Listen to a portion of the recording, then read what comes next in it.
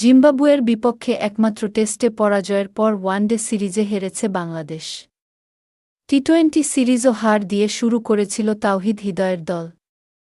শুক্রবার দ্বিতীয় টি-20 ম্যাচে ৩৪ রানের বড় জয়ে ৩ ম্যাচের সিরিজে সমতা করেছে লালসবুজের প্রতিনিধিরা। বুলাওয়ের কুইন্স স্পোর্টস ক্লাব মাঠে টস হেরে ব্যাটিংয়ে নেমে ৫ উইকেটে ১৮৬ রানের ভালো সংগ্রহ তোলে বাংলাদেশ। ওপেনিংয়ে সাইফ হাসান ও তানজিদ হাসান ১২০ রানের দারুণ জুটি গড়েন। দুজনই ৫০ তুলে নেন।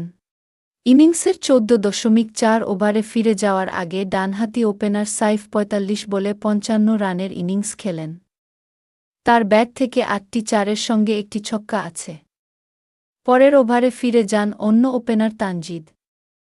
তিনি ৪৪ বলে ৫৮ রান করেন।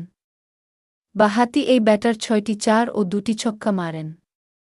৩-এ নামা অধিনায়ক তাওহিদ হৃদয় কিংবা ৪-এ নামা পারভেজ ইমন ব্যর্থ হলেও ৫-এ নেমে ইয়াসির আলী এবং ৭-এ ব্যাটিংয়ে এসে পেস অলরাউন্ডার সাইফুদ্দিন ঝড়ো ব্যাটিং করে দলকে লড়াই করার পুঁজি এনে দেন। সাইফ ১২ বলে ৩ চার ও ১ ছক্কায় ২২ রান করেন। অলরাউন্ডার সাইফুদ্দিন ১০ বলে ৪ ছক্কায় ৩১ রান করেন। জবাব দিতে নামা জিম্বাবুয়ে বাংলাদেশের ২ স্পিনার শেখ মেহেদী ও রিশাদ হোসেনের ঘূর্ণিতে ২ বল থাকতে ১৫২ রানে অল আউট হয়েছে। ২১ রানে স্বাগতিকরা ৩ উইকেট হারায়, যার ২টি দখলে নেন মেহেদী। সিকান্দার রাজা ও ব্রায়ান বেনেট ৪৪ রানের জুটি গড়েন। তারা যথাক্রমে ২৮ ও ২৯ রান করে রিশাদের বলে ফিরে যান। শেষটায় ব্রাড ইভান্স ২৫ ও রিচার্ড এনগ্রাভা ১৫ রান যোগ করেন। অফ স্পিনার শেখ মাহেদী ৪ ওভারে ২৪ রান দিয়ে ৩টি এবং লেগ স্পিনার রিশাদ ৩.৪ ওভারে ২৬ রান দিয়ে নেন ৪ উইকেট।